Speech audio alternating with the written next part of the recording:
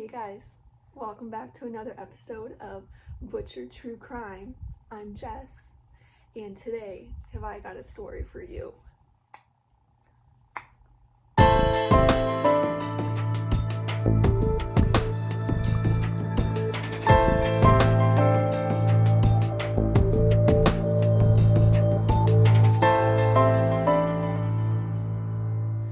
So we're just going to get right into this. Today's story is on Elizabeth Short, also known as the Black Dahlia. It's such an interesting case because it's definitely well known in the true crime community, and I think most people know about it, even if you're not in the true crime community. It's just, well, let's just get into it and then you can tell me your thoughts. So Elizabeth was born on July 29th, 1924. She was born in Boston, and she would spend the first few years of her life there, actually the first good chunk of her life there, with her parents. As a child, her parents would separate, and her dad moved out to California, and her mom stayed in Boston with Elizabeth. Elizabeth would stay with her mom until later in life, like her later teen years, when she just felt this urge that if Boston wasn't where she was supposed to be. People always said, as a young adult, Elizabeth, she was beautiful. Like, people just remember her looks and like this dark brown hair and these beautiful green eyes, and she was just beautiful. She was gorgeous. I'm gonna throw a picture up right here. So yeah, beautiful girl, but she had this feeling that Boston wasn't where she was supposed to be. So she decided to move out to California with her father. People also said that at a young age of 18 that Elizabeth was a wild child, but like, come on, who isn't? You're 18. We're all a little wild. So Elizabeth moves out to California, and stays with her dad, who works on a Navy base. And in California, they were living in, I forget the word, Vallejo, California. Her dad made this agreement with her that she didn't have to pay rent as long as she was doing a good chunk of the cooking and cleaning, which Elizabeth agreed to. So she moves out there, she's with her dad, and almost instantly she's out late every single night, partying, and she's 18 in a whole new world, whole California. Everything's new to her, it's where she felt she needed to be. But her dad wasn't happy because a lot of the cooking and cleaning wasn't getting done at all. So Elizabeth actually only stayed with her dad for about 3 weeks because he was just over her being out late every night, not doing any of the cooking and cleaning. So he was like, you gotta go. So Elizabeth packs up all her stuff and she leaves, and with like no plan in where to go. Her dad would actually say this is the last time that he talked to her or that he saw her, which, I mean, it's really sad, until we get to the end of the story and you see how he reacts. And I don't know how I feel about this dad. Elizabeth finds a job locally in the Vallejo area at Camp Cook, which was on a military base, and it was kind of like a store where they sold food and clothes, and it was kind of reminds me of like a Walmart, where you can get a little bit of everything. She would work there for about 9 months, and then she was like, I gotta get out of here. I gotta go somewhere new. So she decided to move down to San Diego, which San Diego is beautiful. I've only been there once, but it's so nice. So when she gets down to San Diego, she would meet a woman named Dorothy, and her and Dorothy got along so well right away. It was like a match made in heaven. Those two, they got along so well right away. And Elizabeth would tell Dorothy that she had no place to go, no place to stay, kind of told her a little bit of her, a good chunk of her story. So Dorothy was like, well, we get along great, like, why don't you just come stay with me for a little while? So Elizabeth took her up on the offer and went and stayed with her for about a month. So Elizabeth stayed with Dorothy from, there's a lot of dates, so for 1 month, from December 1946 to January 1947. And then after that month, Elizabeth was like, hey, I'm going on my next adventure. She packed up her stuff. She told Dorothy a guy named Red was coming to pick her up. So, they say their goodbyes and Elizabeth leaves. Now, on the morning of January 15th, 1974, 911 is called, and it's a woman reporting a body in just like a grassy area in like the suburbs in LA, which, I mean, finding a body anywhere is traumatizing enough, but like just randomly in the grass in the suburbs, like that's a little extra weird. At first she thought it was a mannequin, but she still, something didn't feel right. She had been taking a walk with her younger daughter, and she went to the nearest house and asked them if she could use their phone, and she calls 911. She's like, hey, listen, I think it might be a body. I don't know, it looks like a mannequin, but something doesn't feel right, and I think you guys should come out and look. So she doesn't stay because she doesn't want to traumatize her younger daughter, which I can totally understand. And so she leaves, and obviously, the officials, they're on scene, and they soon realize that this is not a mannequin. This is a dead body that is completely cut in half. Like a clean cut right at the waist, cut in half. So the police have this body that is also completely naked, cut in half, no ID. They don't have no idea who this is, so they refer to her as Jane Doe. Now I'm sure you can see where the story's going. They end up finding out that it is Elizabeth, but as of right now in this story, they have no idea who it is. So Jane Doe. Now her body was found face up, and this is quite important because later in the story we'll get back to that, but just remember, naked body, cut in half, face up when she was found. Her right breast was completely cut off. She had deep cuts in her forehead and like crisscross patterns cut in her waist, like in her pelvic area, like with a knife, crisscross pattern. And then tic-tac-toe cut into her thighs. Tic-tac-toe. And also, only her big toes were painted. Now, like, when I've been reading this story, I'm like, well, what, did the killer paint just the big toes, or I don't know, just the big toes were painted. Like, that's weird. This whole thing's weird, but that's weird. And the tic-tac-toe, I don't get it. People are, oof. And she was also cut on each side of her mouth, like the Joker, like that wide, crazy smile, like, but cut, like Joker.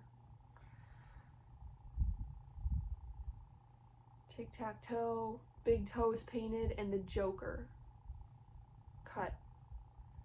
It's weird. Her cause of death was actually strangulation because of markings that she had around her neck. And police could also tell that she had at some point been restrained because of markings on her arms and her legs. So the cops come to realize after talking to the coroner that, now remember, when Elizabeth was found, she was face up, but the coroner said that because of lividity, that she had actually been face down, because when you die, your blood obviously stops circulating and it kind of pools to wherever gravity, whatever way your body position is when you die. So the cops knew for sure that she had been moved, because when they found her, she had been face up. And the coroner found no blood in her, no nothing. Like, her body had been completely drained of its blood. And the cops at the scene also, they didn't find, like, if somebody's cut in half, there's gonna be blood. There was no blood anywhere, not at the scene, not like streak marks, there was nothing, not even droplets of blood. It's so weird. So the cops had no leads whatsoever. They didn't even have Jane Doe's identification. So they decided to start with the 911 caller, and they would call Miss Bursinger, is her name, Bursinger. They would call her back to ask her information, like, hey, did you see anything? Like, did you see anybody putting this body there, and, you know, or anything like that? And she was like, no, I came upon it. So not much came from from contacting the 911 caller. They were able to get fingerprints from Jane Doe's body and ran it through the system, and then finally they were able to find out that this is Elizabeth Short.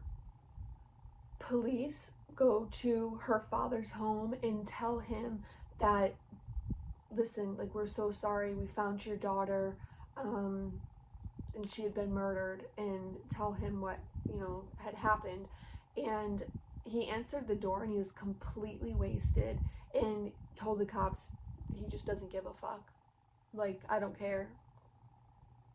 So that didn't give the cops much information to go on, because of that's your daughter. Like, how do you...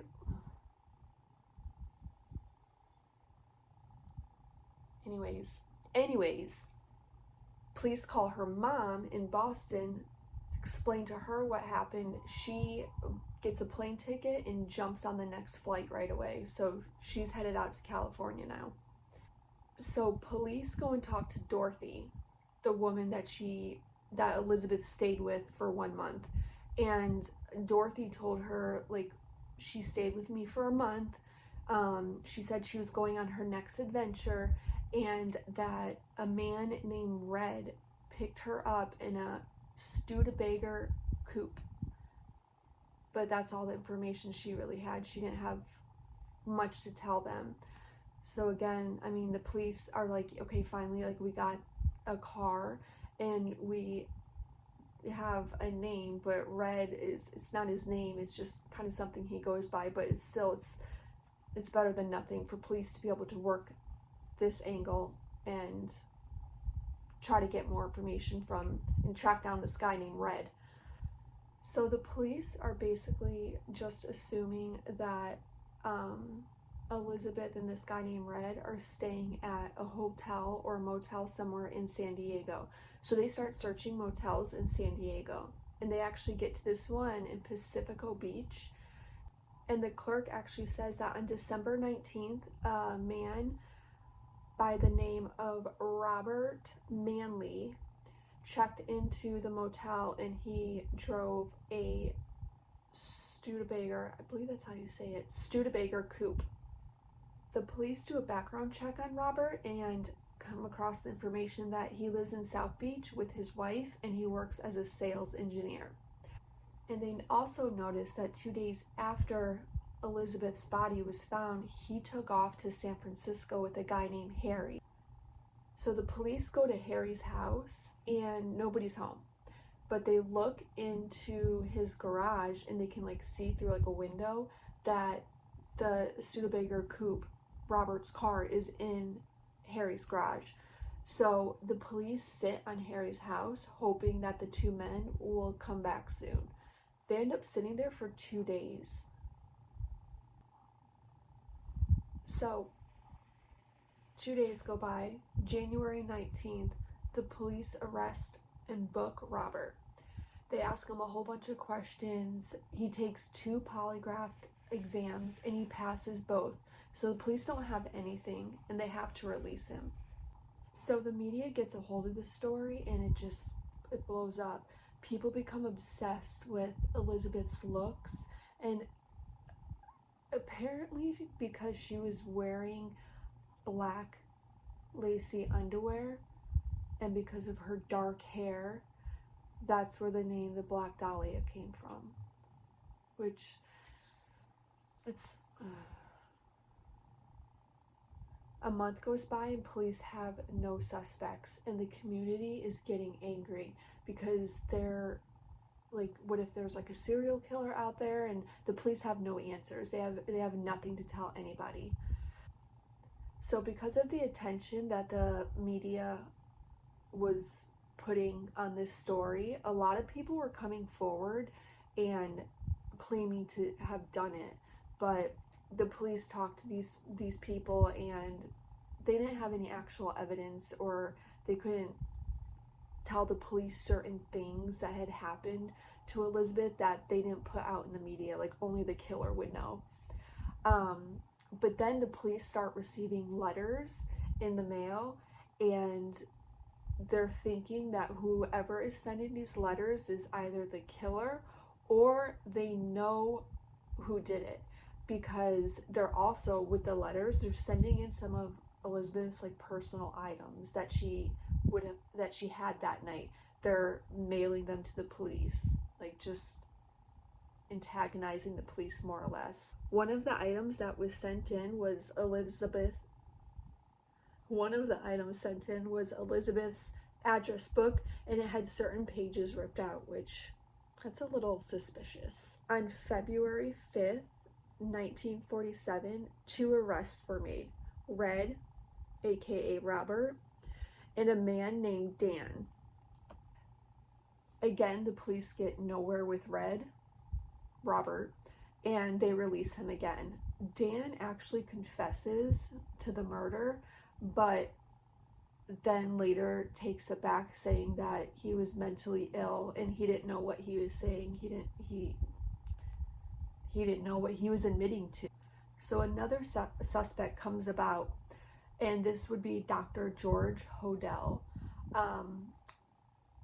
A lot of people are obviously seeing Elizabeth's picture in the media, and some of George's friends, George was like a doctor to the stars. He was a Hollywood doctor, and a lot of George's friends saw Elizabeth's picture in the media and they were like, wait a minute, George dated her. They'd only briefly dated, but a lot of his friends remember seeing Elizabeth at a lot of George's parties that apparently were like not good parties, like really shady and not good parties. George has a very shady past of apparently sexually abusing his 14-year-old daughter, who would later become pregnant, and George tries to do an abortion on her and it doesn't work. So the child is later given up for adoption. George was acquitted on all charges of sexually abusing his daughter, and he was let go. So the police don't really have much on George, and so the police actually decide to bug his phones at his home. And on February, as the police are listening into these phone calls for a few days, on February 18th at around 8:40 p.m., the police actually hear a woman screaming, and then 2 minutes go by and then they hear her scream again. The police said that a woman's voice hadn't been heard after 6:50 p.m. that night, meaning, from 6:50 to 8:40 when they heard these screams, that they hadn't heard her at all. So they go from like not hearing her to hearing her screaming. It's so weird. So the police go to George's house. They look all around. They don't find anything. It's so strange. So the police, after they left and they went back and they're listening to his phone calls, and George is heard saying on the phone, quote, "Suppose I did kill the Black Dahlia. They couldn't prove it anymore because my secretary is dead." Now, his secretary had just recently died of an overdose. So, I think George killed her. Just my theory. Join me. Based off certain comments that were made at the police station, some of the police for a little while actually thought that George was paying off some of the other cops. In 1950, the police finally had enough evidence to arrest George for the murder of Elizabeth Short. When they go to his house to go arrest him, he's gone. He fled the country and he's in the Philippines now. Gone. So George also had a son named Steve. Now Steve thought his father for sure killed Elizabeth Short. His father was responsible for the Black Dahlia murder. His dad did it. So as George is in the Philippines, Steve's wanting to learn more about his father. So he's like deep diving into some information, and his dad, he didn't know at the time because George wouldn't tell anybody. George would fly back from time to time into the States from the Philippines, and Steve believes he was flying back, murdering other people, and then leaving again. And if that's the case, like, that's wild. That's wild. But yeah, Steve, his son, firmly believes that his dad is who is responsible for the Black Dahlia murder. On November 24th, 1950, a woman by the name of Christine Reynolds, she was a mother, called the Oakland Tribune to tell them that she was responsible for the Black Dahlia murder and that she would be turning herself in. By this time, she was the 27th person to confess to killing the Black Dahlia. And of course, the police, anytime anyone would confess, they were going in and talking to these people, trying to figure out what's going on here. But like I said before, nobody had evidence that they actually did it. But Christine would have now information that only the killer or somebody who knew the killer would know. So Christine tells the police that her and Elizabeth actually met 3.5 years ago, and Christine also admitted to having a bunch of like love affairs with Hollywood movie stars, but she admitted to meeting Elizabeth 3.5 years ago and actually having a love affair with Elizabeth. Now remember, this is in 1950s, so two women together, it was not okay, which is bullshit. But back then, it was like a no-no. Christine tells police that while her and Elizabeth were together, that Elizabeth was actually seeing another woman. And she knows this because a few nights before the murder, because apparently Elizabeth was staying with Christine when she was murdered. So a few nights before the murder, Christine is drunk and she's going around looking at different bars, and she actually comes across Elizabeth and this woman named Elise, who Christine believes Elizabeth was also having a love affair with.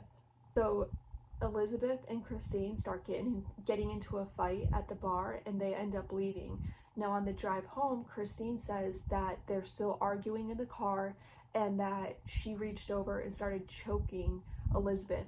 Well, Elizabeth's like fighting her off. She manages to break free and get out of the car. Well, Christine stops the car, catches up to Elizabeth, puts her in a chokehold. Now, Christine says she didn't remember at the time that she had a knife on her, but that as she has Elizabeth in a chokehold, she takes out this knife and starts stabbing her. So the police, they're not buying this story because Christine says that she had stabbed Elizabeth and that she left her there, right there on the street. Now the police know that that's not true because her body had been moved. Remember the pooling of the blood, the little blood she still had left in her body. There was hardly anything, but you know, the lividity and where everything just kind of pools together. They knew for sure that Elizabeth had been moved, and Christine is saying that she killed her right there on the street and just left her. But there was one detail that Christine said that was not released to the media, and the police were like, what? And that was that Christine says that she cut some of Elizabeth's hair off and put it in her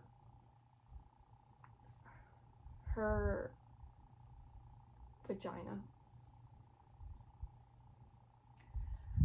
What the hell, man? But like the police are like, how does she know this information? Like, nobody knows this information. How does she know this information?